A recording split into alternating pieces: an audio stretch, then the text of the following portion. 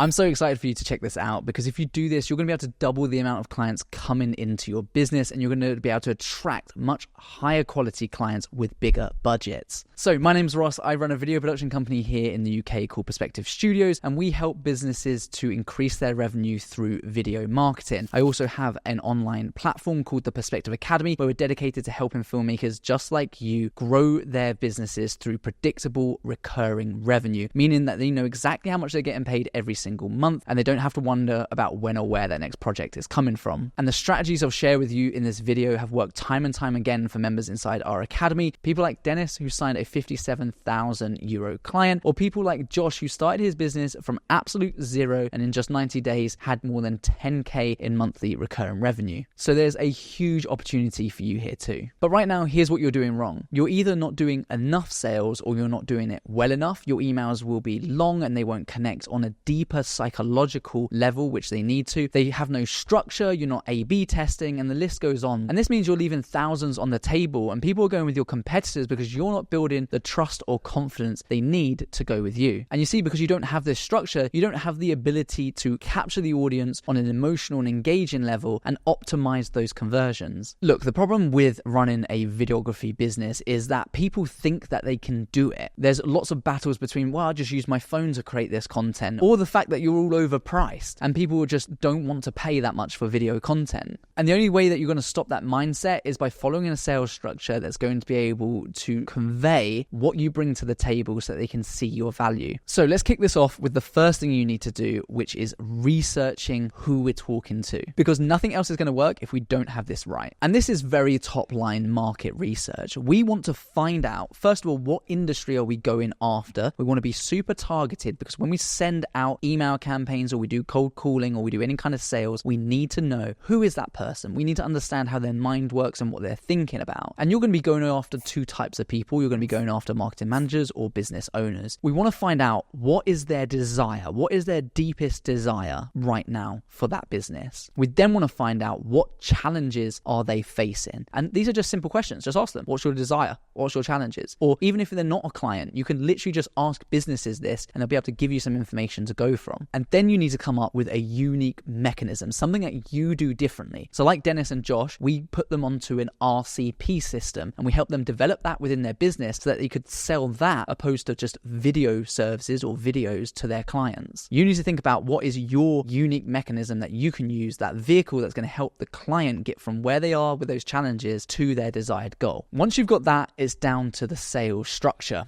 And the sales structure follows this. First of all, we need to hook them in with their desired outcome. So we need to think of a very short sentence, keep it super simple and personable, but think about their desired outcome and how can we hook them in to get their attention. And I'm going to let you in on a massive secret at the end of this video, which is going to help you go through this process so much easier. The next part of the sales structure is the introduction. It's who you are. Why should I even care about listening to you? The third point is proof. Okay, cool. You do videos. Back it up. Show me. Can you actually do that? Is that actually a thing? Are you going to deliver on what I say I'm going to do? And if you've been around this channel long enough, you know there's some key questions that people ask when they're in this mindset. And they're really asking themselves, do I want this? Do I need this? And am I going to regret this as well? And we can get rid of that by showing them case studies, showing them proof, showing them your work and how you can help them, again, focused on them, overcome their challenges. Next is the bit that everyone leaves out. And that's developing fear. That's actually the fact that it's like, well, actually, we know that you're having this problem. And yeah, that is a big problem because you're not going to be able to make more sales in your business if you don't use our videos. And actually, just to heighten this, look at your competitors. They're all using videos to convert. They're using videos for sales, or they're using videos for recruitment or social media or whatever that is. We can use this part of the structure to leverage any fears that they have and dive deep into those anxieties, those challenges, those problems, and how actually detrimental that is to their business. Because a lot of people go around and they just think, oh, you know, a challenge for us is we want to increase sales. Well, that's a big problem. If you are increasing sales, that's because there's a need to make more money. And if you don't do that, that, what's your life going to look like? If you don't increase the amount of sales coming into your videography business, what does that mean? What does that actually mean? Does that mean that you might find yourself in a time where you have to stop, you have to find a full-time job and work on a checkout somewhere? Your clients are going to be going through the same sort of things, and by looking at their problems and looking at their desires, you'll be able to actually spark a pain point, and you just dig into that. Following on from the fear statement, and all of these are just very short statements. We want to get to the point really easily. We don't want big waffly long scripts or sales emails or anything like that. We want to then just very quickly say, yeah, this is a problem, acknowledge that fear, dive into it, and then explain why. Like, yeah, this fear is a problem because XYZ, and that will be a problem, right? And once you've made that fear statement, and everything here should be short, by the way. So, we don't want big long sales scripts. We don't want lengthy emails. Everything's just short, nice condensed pieces. As soon as you've said what the fear is and acknowledged that, and you've dug into it a little bit, explain why. So you're explaining more tangible meaning behind, like, oh yeah, actually that's a big problem for your business because XYZ, and we know that because of here. And then we start to transition into the solution. So what we've done here throughout this psychological sales process, we've instantly hooked them in with their desired outcome. It's like, yeah,